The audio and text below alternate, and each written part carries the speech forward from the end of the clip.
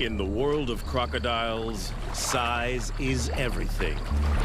And this one is an absolute monster.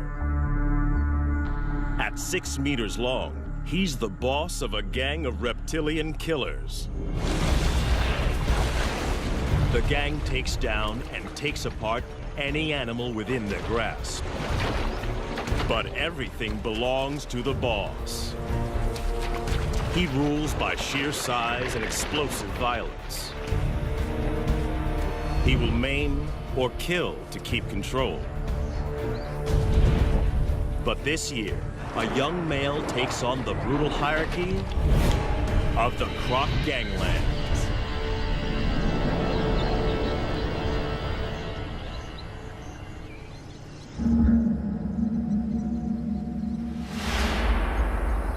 When a baby hippo dies of heat stroke on this beach, only one crocodile has the right to claim the bounty.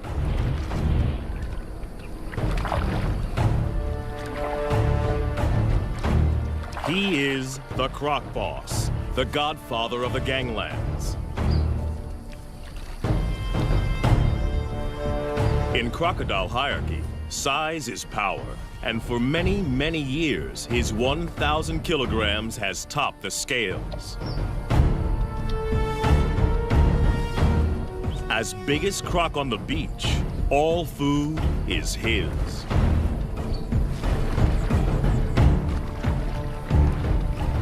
The other crocodiles don't have the power or rank to oppose him.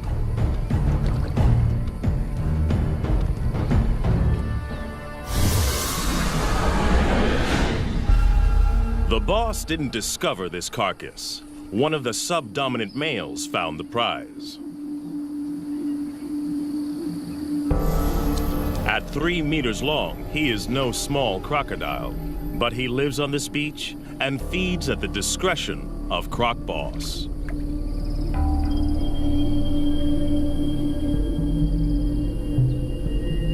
All the smaller crocodiles understand the rules. They only eat if the boss allows it. All along the river, territories work the same. Sections, each as big as 4 Olympic swimming pools, are dominated by a single large crocodile and his gang.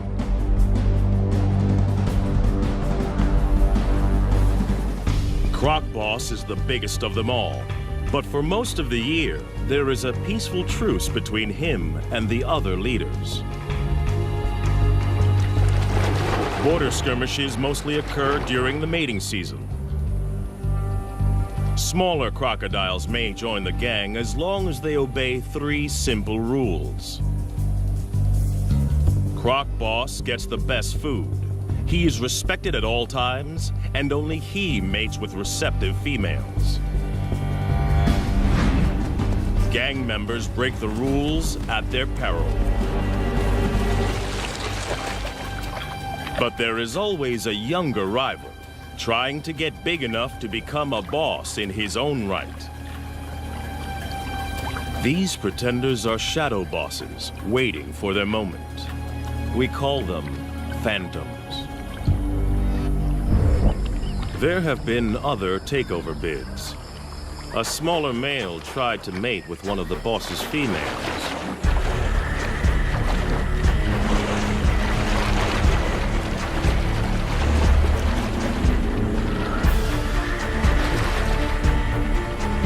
It was a reckless move.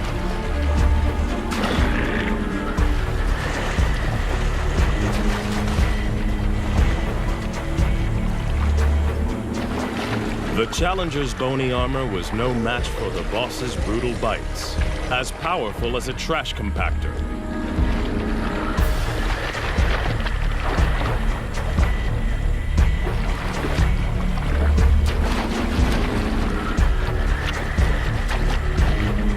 Discipline was swift and terminal.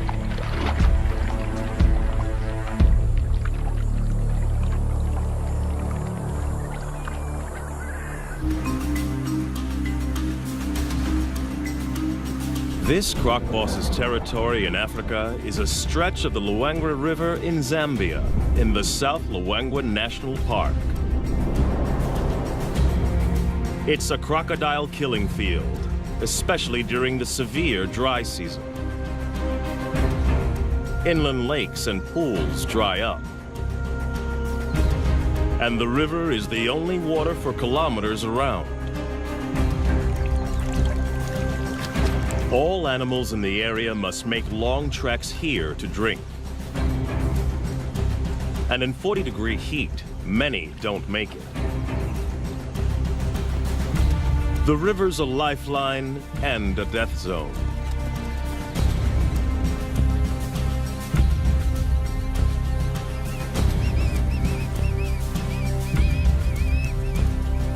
For the croc gangs, the living is easy. Even the smaller ones get to feed.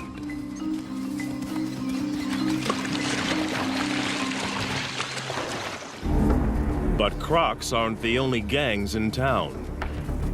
Lions also know the riverbanks are teeming with easy pickings. And they're willing to fight the crocs for food. This puku antelope's caught between a rock and a hard place. After fleeing from the lions, he's stranded on an island in the croc-infested river.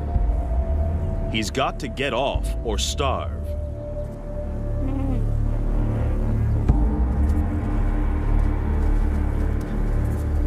The lions won't swim after their prey. They'll wait for it to make a mistake.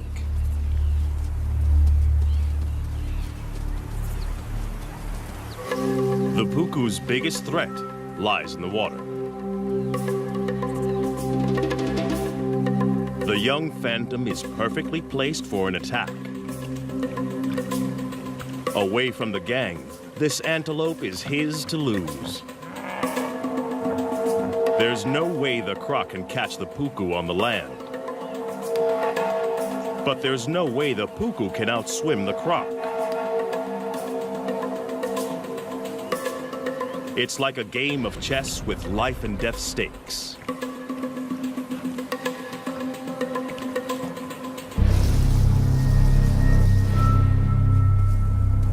The puku has to use the land to put as much distance as he can between himself and the waiting croc, and figure out the shortest swim possible. The croc must anticipate the puku's escape route.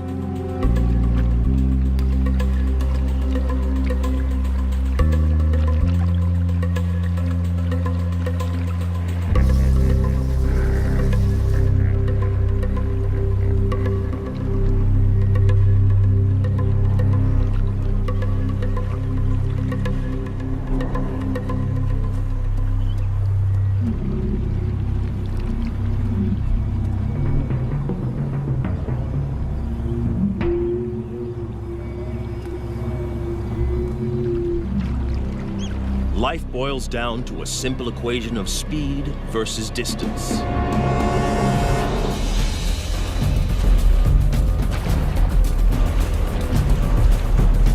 The croc submerges like a torpedo to reduce drag in the water.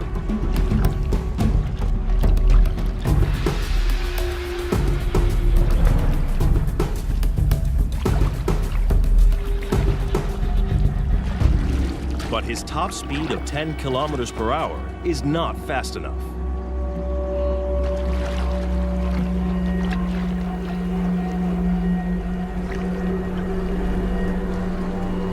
The puku's calculations pay off. He's foiled two top predators.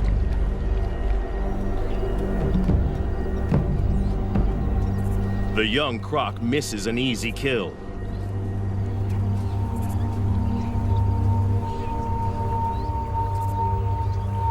His solo hunting attempt is a failure.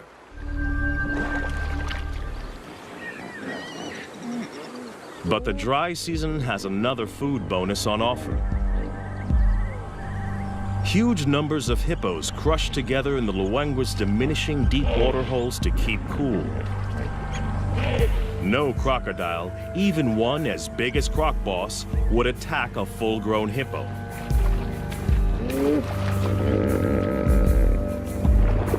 They are way too big and dangerous to take on. A single hippo bite would destroy a big crocodile.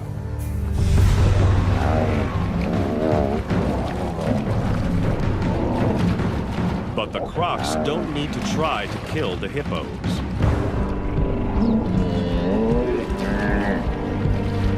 In crowds like this, these aggressive 3-ton herbivores will often fight to the death.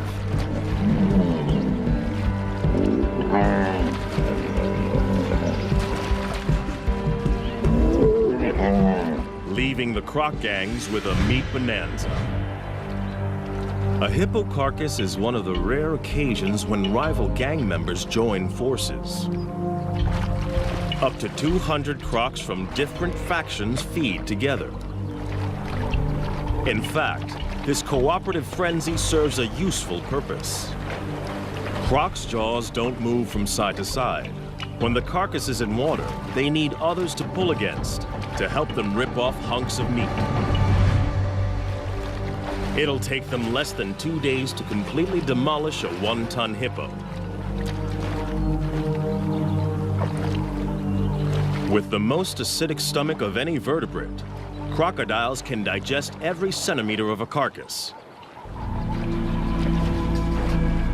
And as usual, the final chunk of meat goes to the croc boss.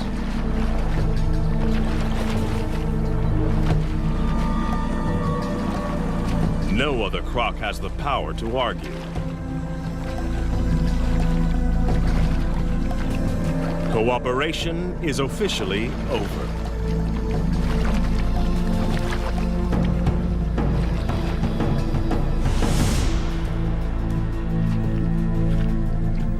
Back on dry land, the lion pride is also living well off the deadly dry season. There's no need to hunt when the scavenging is so good. They rule the riverbanks just beyond the croc's reach.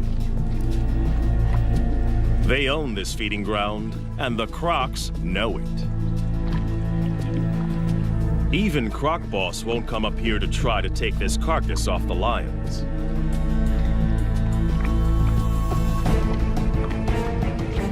But anything that dies closer to the water is in no man's land, and that means war. Lion versus croc.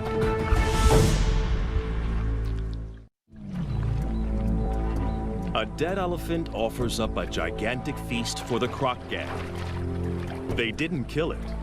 The deadly dry season serves up another meat mountain. In this brutal time, even elephants are vulnerable. They need massive amounts of water, up to 200 liters a day. If they don't get enough to drink, heat stroke can quickly kill them.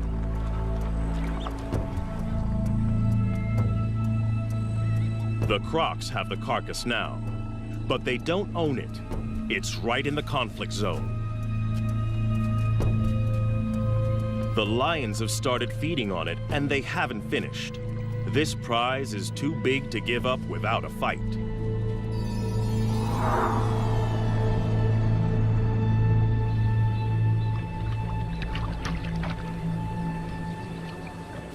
One young male wants more.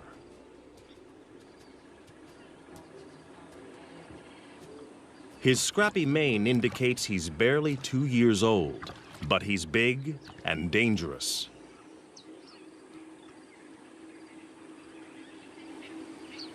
Most of the crocs know to keep their distance. Even this immature lion can kill them. But the inexperienced smaller crocs are willing to take him on.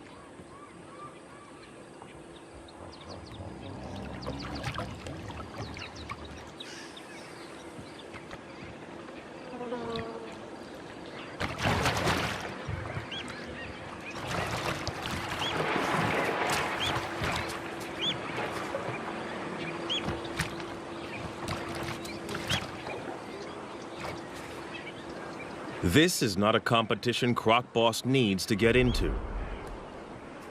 The pickings are slim, and if the gang wins, the carcass is his for the taking anyway.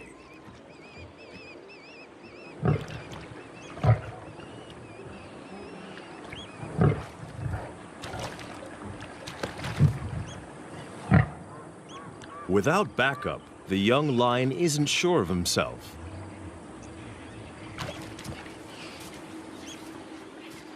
The crocodiles win today.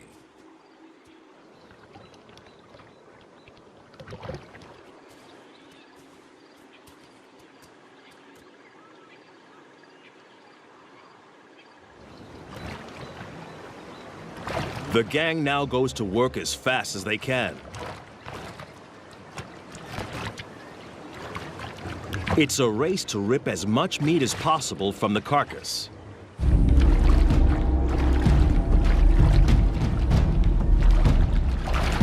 The young pretender wrestles a leg joint away from the smaller gang members. Aggression, theft, and brutality are the ultimate tools for survival. In crocodile hierarchy, bigger individuals are always looking to exploit the little guy.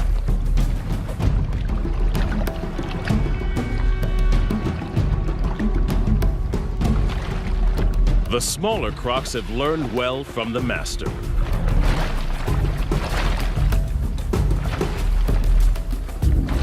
But there is only one master. Croc Boss comes to claim his dues.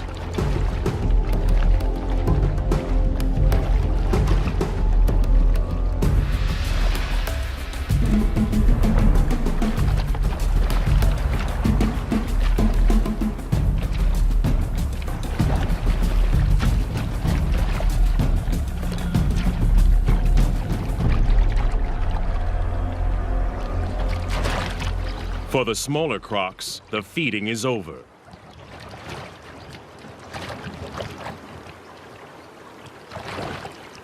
There is no way for the Phantom to mount a challenge.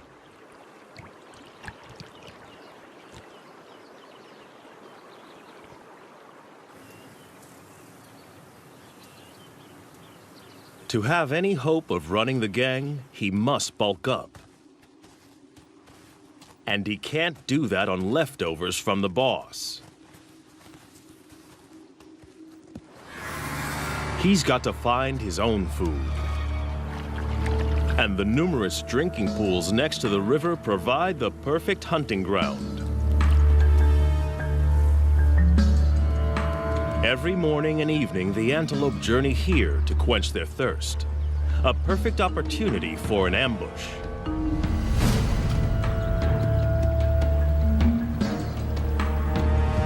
But the impala are on high alert.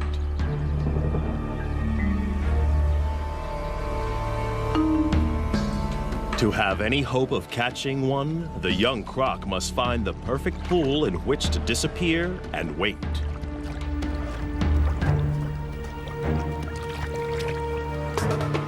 The impala are smart to the crocodile's strategy. They try to drink together where there's safety in numbers.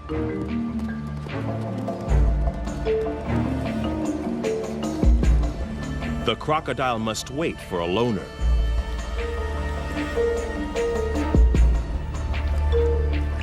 The trap is set.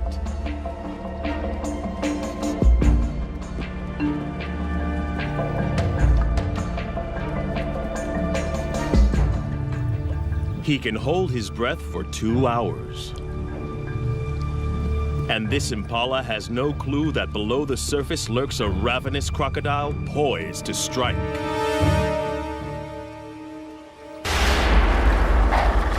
The young croc blows it. Impatience costs him a meal.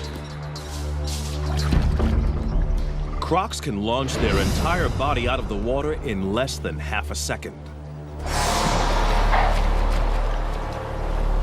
But timing is everything. And he has a lot to learn.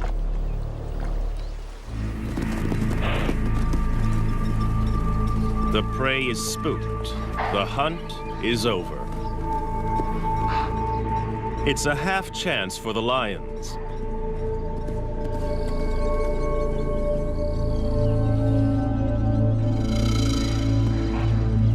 But it's a long chase, too exposed. And they're not that desperate.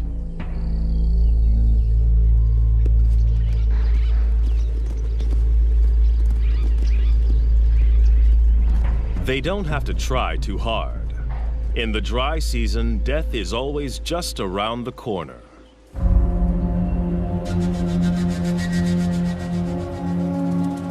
After the unsuccessful hunt, the young croc has to recover and recharge his batteries. Crocodiles bask to keep their body temperature up and digest more efficiently. Crocodiles are not cold-blooded. Their bodies are as warm as ours most of the time. They just have to work harder to keep their temperature between 33 and 35 degrees. Phantom needs to regain energy. During extreme exertion, crocodiles build up a huge amount of lactic acid. This is toxic and must be eliminated from their systems. The only way is rest. Part of Croc Boss's success is his energy strategy. He lets the smaller gang members exert themselves. They work and he eats.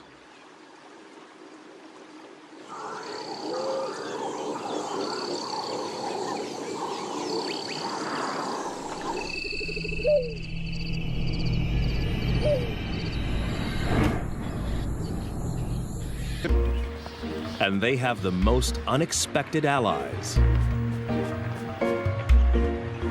Water birds are usually fair game for crocodiles. But during the dry season, there's a truce. The birds don't fear the crocs. Instead, they collaborate with them. As water disappears from the inland lagoons, fish become trapped in the shallows. Jammed together, they are easy for the birds to catch. Every attempt nets a mouthful of fish.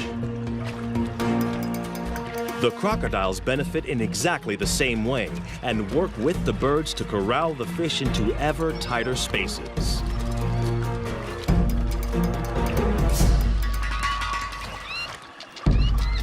Each fish is a tiny meal, but for the small crocs, this technique is well worth the effort.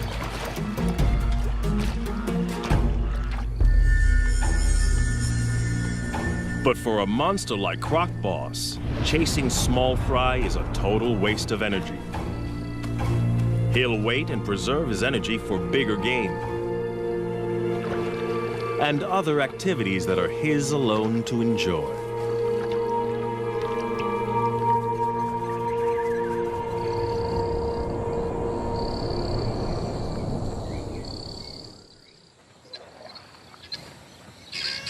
The dry season doesn't just bring a food bonanza.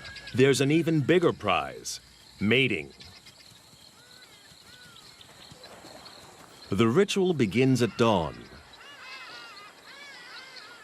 Lifting their heads, the females show submission and look for the most powerful croc to mate with.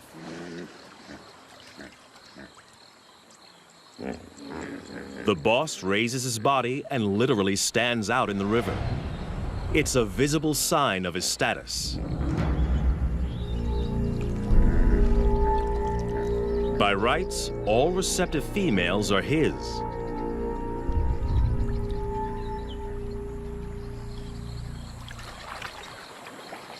But the young pretender is also drawn in.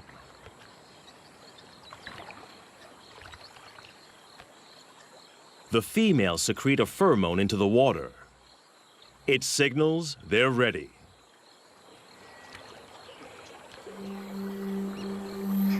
But even the boss must perform before he can mate.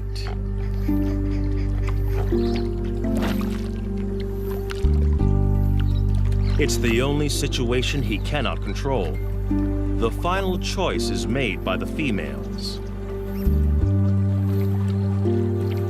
In mating season, females are permitted to wander through rival gang territories as they check out potential partners. The boss's head slaps and bubble blowing are the croc equivalent of beating your chest.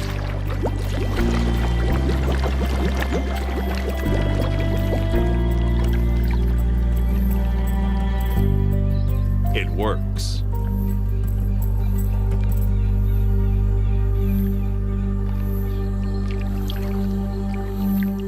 The smaller male can only watch.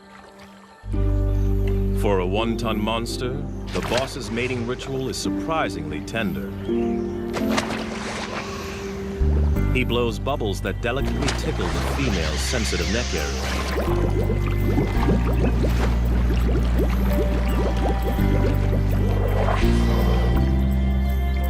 The pair will remain together for up to 1 hour before choosing new partners.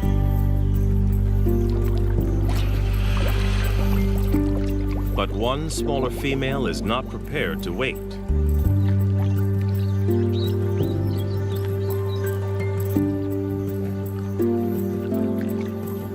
She's interested in the younger rival.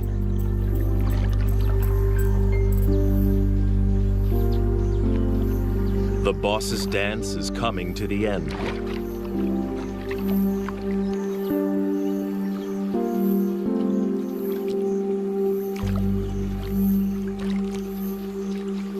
The pair submerges for their final act.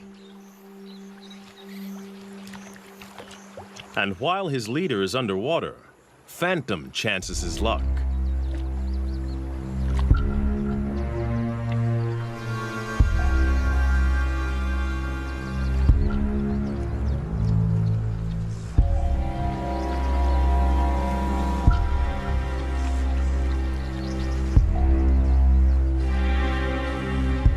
But the boss didn't get where he is by being inattentive.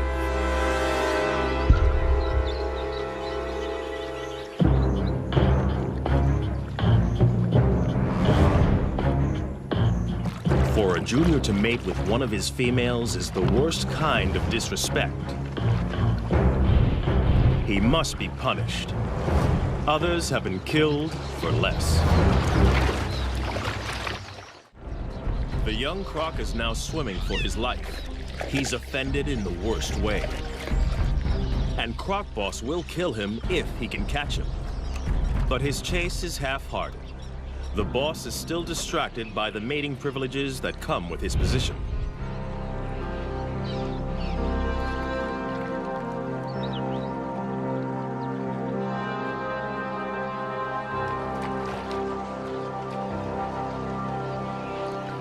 The young pretender gets off with a warning bite.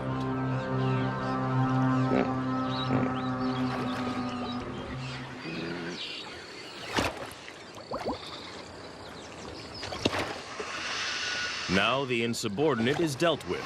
The boss can return to more gentle pursuits.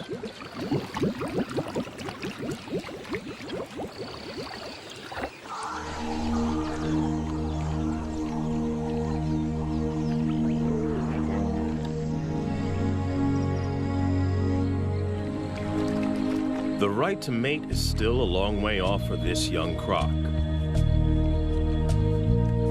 He needs to grow, and to do that, he's got to grab every opportunity to hunt.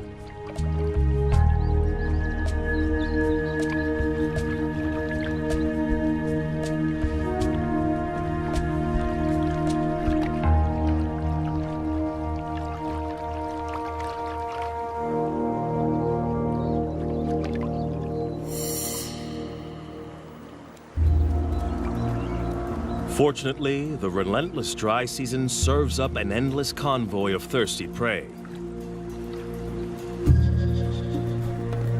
Twice a day, regular as clockwork, impala and wildebeest gather to drink.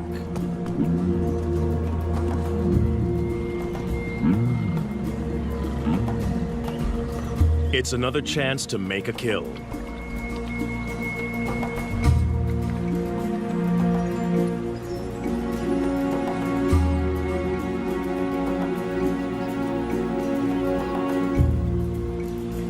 These impala are safe. They know exactly where the danger lurks.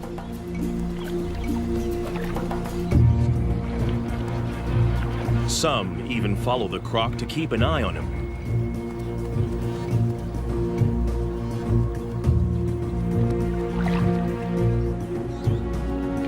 He is searching for the perfect place to spring a trap.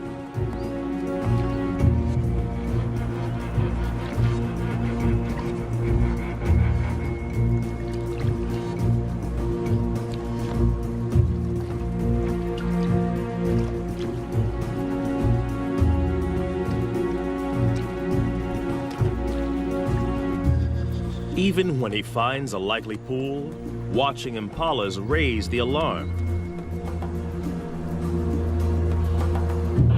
They snort to warn others to stay away from this drinking spot.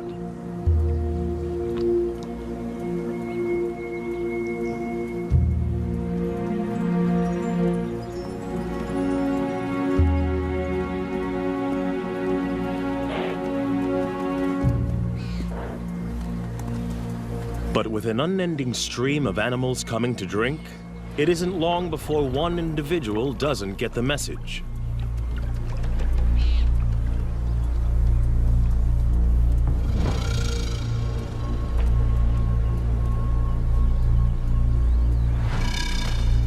Even though this impala senses something, it's compelled to drink.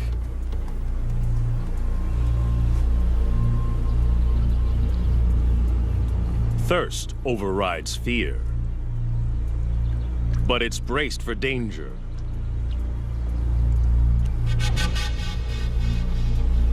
Every muscle is hardwired for escape.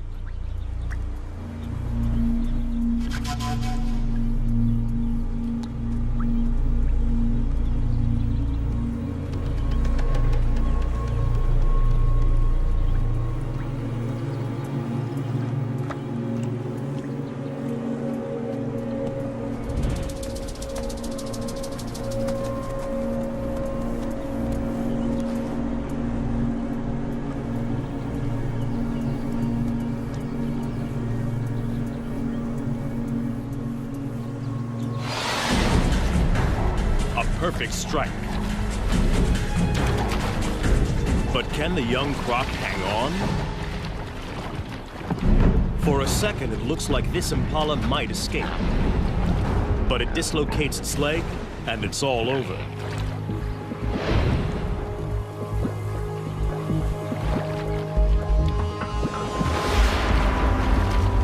The timing of Phantom's ambush was a tiny bit off. He only manages to grab the impala's horn and is forced to bite again. But in the struggle, the impala's leg is tangled in its own horn, and it's all over.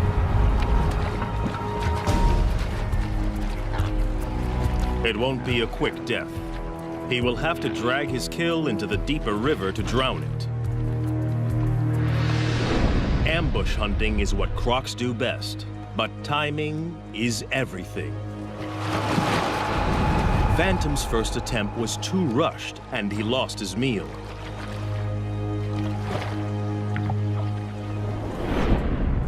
But the young pretender is learning. This time, he patiently waited for the impala to make a crucial mistake.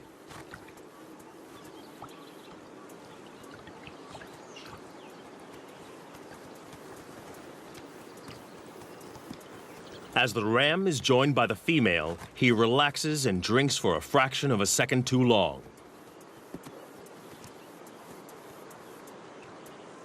A fatal error.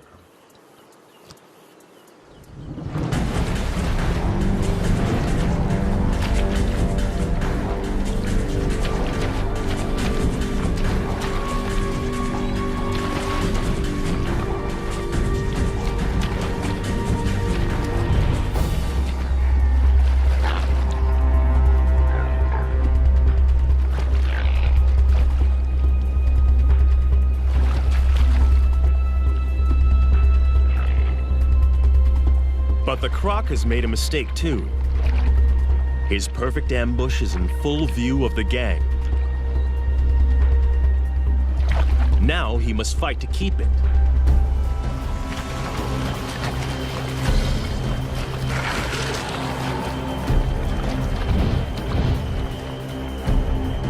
And the croc boss has also seen the takedown. This meal is now his. The young croc has no right to oppose the boss. But he's not going to give it up willingly. He's hungry and stubbornly hangs on. But he hasn't the strength to compete.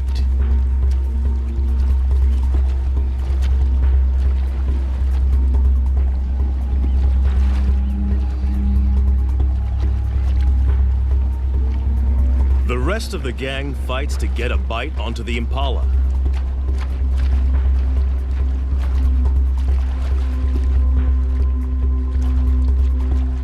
They try to lock on before the boss begins his death roll.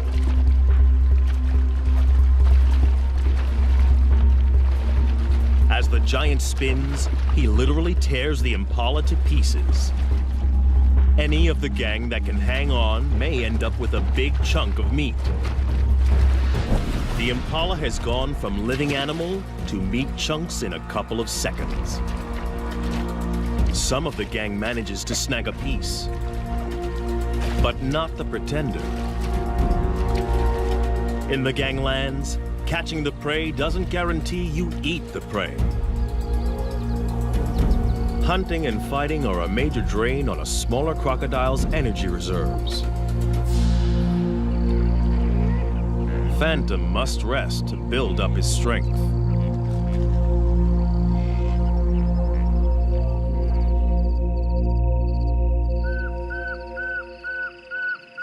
Other animals have no such energy restrictions. Away from the river, the African night hums with activity. For the prey species, the danger doesn't let up just because it's dark. Impala and puku rarely lie down to sleep for more than 10 minutes at a time. There are too many predators on the hunt, so they are forced to stay awake and alert.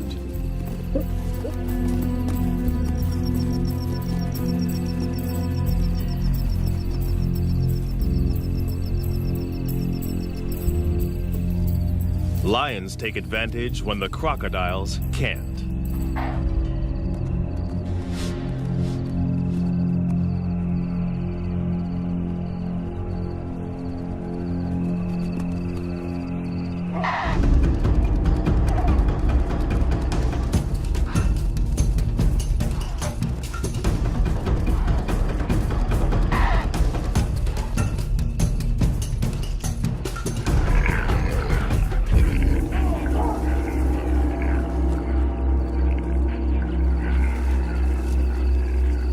Tonight, a puku loses the battle.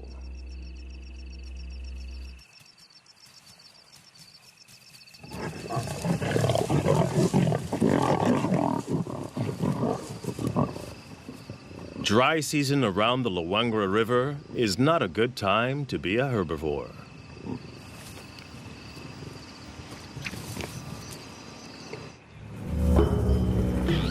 Another day, another death.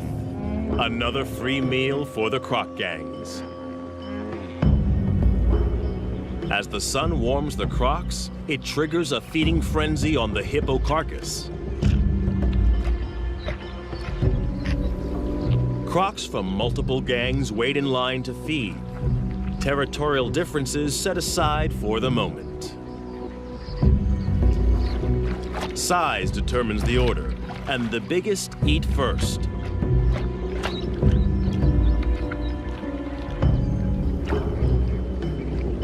The young pretender and the other smaller crocs must wait.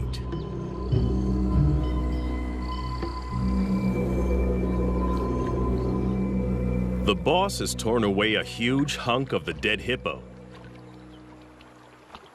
And in a strange twist, he is now being harried by a living hippo. One of the few creatures that can kill a big crocodile. In a bizarre scene, the croc boss is being menaced by a huge hippo as it consumes his dead relative. At first glance, this looks like a challenge for food. But hippos are exclusive herbivores.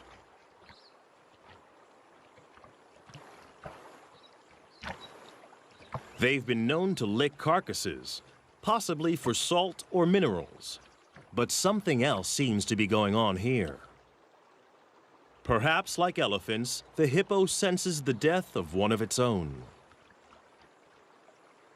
But it looks like the hippo is being aggressive. Perhaps this is some kind of primitive emotional reaction. Whatever the hippo's motivation, the huge crocodile knows this is dangerous.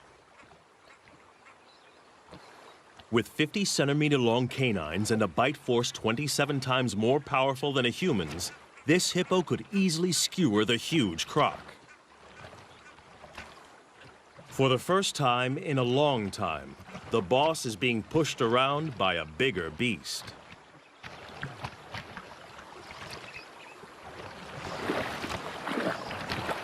It's time to retreat.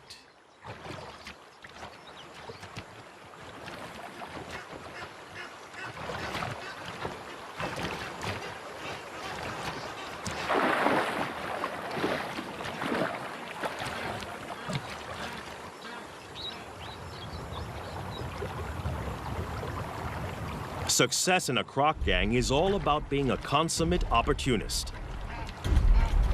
And now the young croc sees an opening. A chance for food. Perhaps the possibility to gain ground in the gang. But the croc boss doesn't share. And this bid for food has been interpreted differently.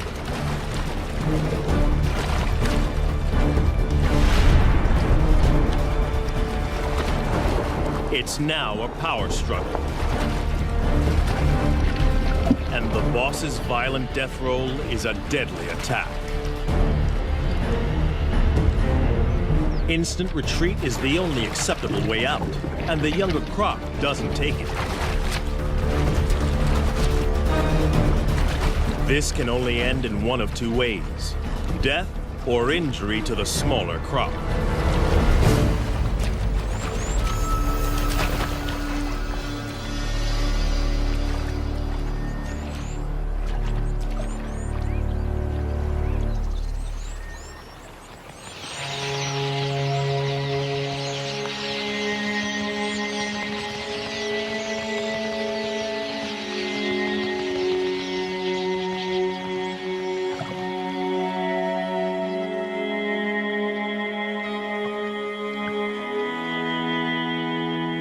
He gets off lightly. He is alive. But it's still a disaster.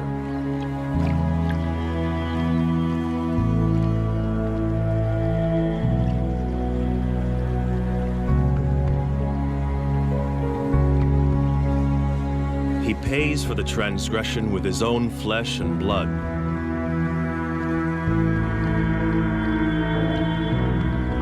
The monster croc ripped his top jaw clean off.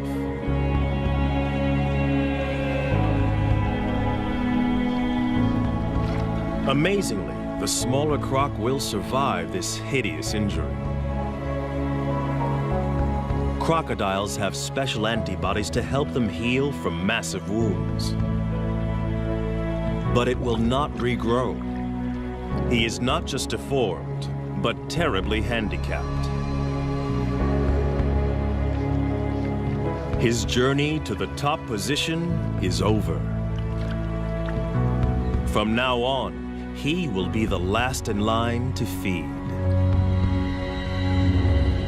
The croc boss and every crocodile, small or large, must now be shown subservience by the challenger. Even by nature's own harsh measures, the croc gang lands are a brutal environment, where size and uncompromising violence rule.